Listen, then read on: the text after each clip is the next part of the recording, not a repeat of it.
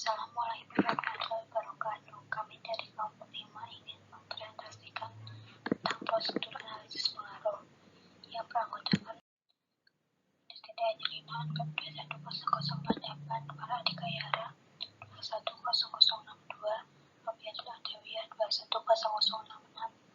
Nurul Bella Fitriani Hakim 210073. Yang pertama yaitu ada regresi sederhana. Analisis regresi linear sederhana merupakan salah satu metode regresi yang dapat dipakai sebagai alat inferensi statistik untuk menentukan pengaruh sebuah variabel bebas atau independen terhadap variabel terkait atau dependen. Tujuan di regresi linear sederhana ataupun regresi sederhana yaitu yang pertama menghitung nilai estimasi rata-rata dan nilai variabel terikat berdasarkan pada nilai variabel bebas. Yang kedua yaitu menguji hipotesis karakteristik dependensi. Yang ketiga yaitu merapalkan nilai rata-rata variabel bebas dengan didasarkan pada nilai variabel bebas di luar jangkauan sampel. Yang selanjutnya yaitu ada model regresi sederhana dengan rumus Y sama dengan A plus B X plus E. Keterangan Y sama dengan variabel dependen atau respon, A intercept atau konstanta, B koefisiensi regresi atau slope, E residual atau error sedikit teks isi. Selanjutnya ada regresi berganda. Teks regresi berganda adalah suatu model regresi atau prediksi yang melibatkan lebih dari satu variabel bebas atau prediktor variabel bebas atau variabel independen. Nah, sedangkan untuk multivariate regression atau dapat kita sebut regresi multivariat adalah analisis regresi di mana melibatkan lebih dari satu variabel respons atau variabel terikat atau variabel dependen.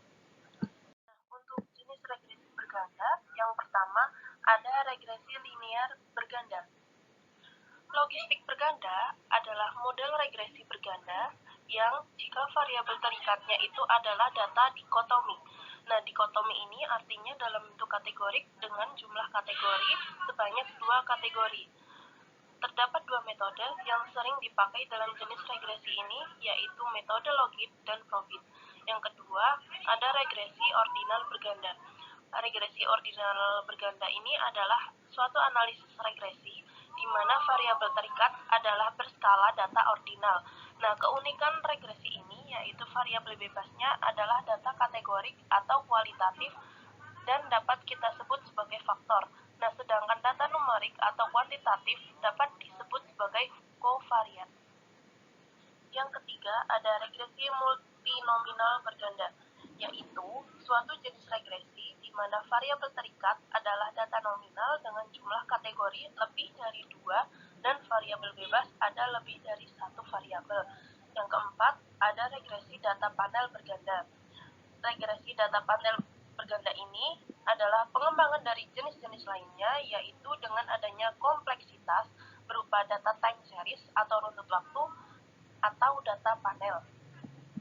Oke, selanjutnya ada MLI atau Moderate Regression Analysis.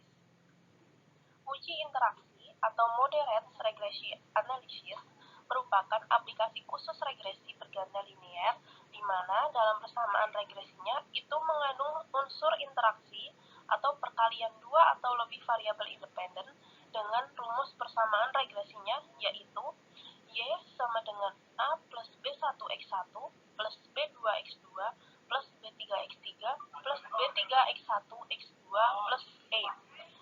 Untuk persamaan duanya yaitu DY per DX1 sama dengan B1 plus B3X2. Nah, untuk persamaan 2 ini memberikan makna bahwa Y per DX1 merupakan fungsi dari X2 atau variabel X2 memoderasi hubungan antara X1 dan Y. Selanjutnya ada regresi logistik. Analisis regresi logistik adalah metode regresi yang menggambarkan hubungan antara beberapa variabel independen atau explanatory dengan sebuah variabel respons dikotomus atau biner. Nah, regresi logistik ini umumnya itu melibatkan berbagai macam variabel prediktor, baik numerik ataupun kategorik, termasuk variabel dummy.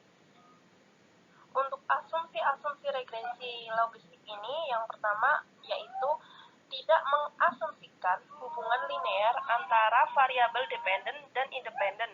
Yang kedua, variabel dependen ini harus bersifat dikontomi atau dua variabel. Yang ketiga, variabel dependen tidak harus memiliki keragaman yang sama antara kelompok variabel.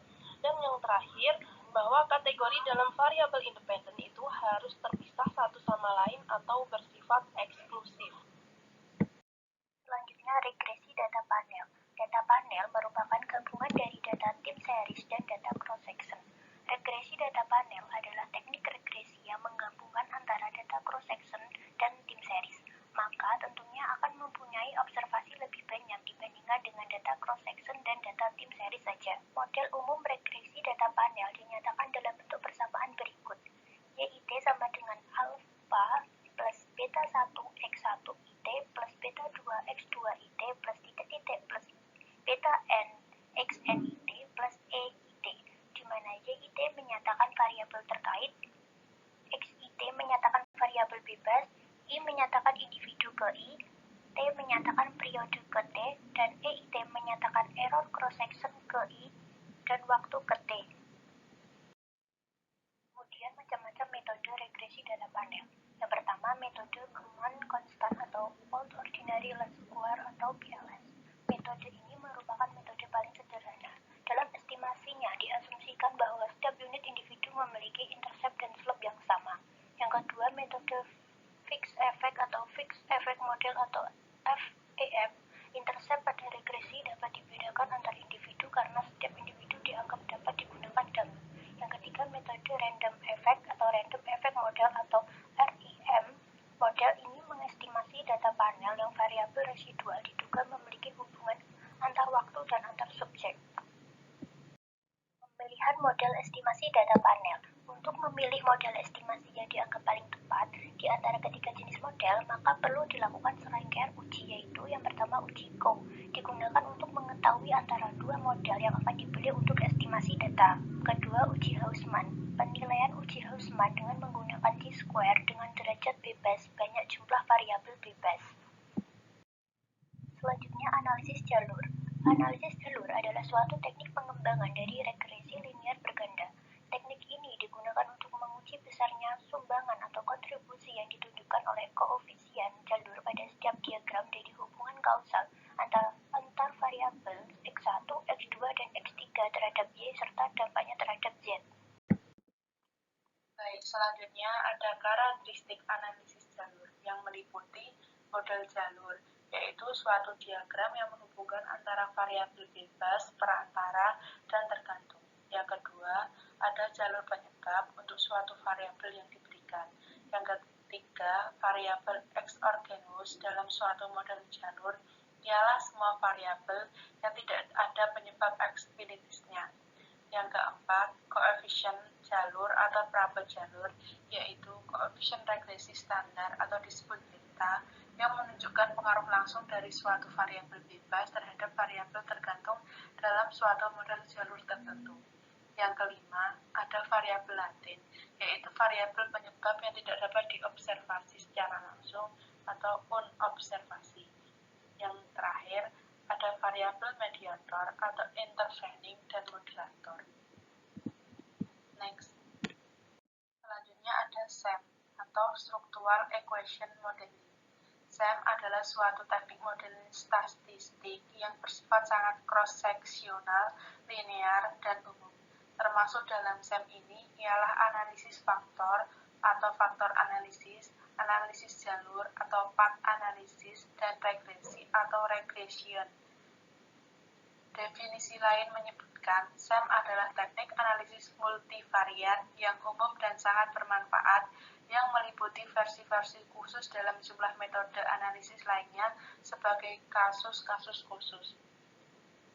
Keunggulan SEM yaitu yang pertama, memungkinkan adanya asumsi-asumsi yang fleksibel. Yang kedua, penggunaan analisis faktor penegasan atau confirmatory factor analysis untuk mengurangi kesalahan pengukuran dengan memiliki banyak indikator dalam satu variabel latin. Yang ketiga, ada daya tarik interface pemodelan grafis untuk memudahkan pengguna membaca keluaran hasil analisis. Yang keempat, atau yang terakhir, ada kemampuan untuk membuat model gangguan kesalahan atau error link. Next, aplikasi utama SEM. SEM memiliki beberapa aplikasi utama. Yang pertama ada model sebab akibat, yang kedua ada analisis faktor penegasan, yang ketiga ada analisis faktor urutan kedua, yang keempat ada model-model regresi, yang kelima ada model-model struktur kovarian, dan yang terakhir ada model struktur korelasi. Next. Sekian presentasi dari kelompok kami. Apabila ada salah kata mohon dimaafkan. Wassalamualaikum warahmatullahi wabarakatuh.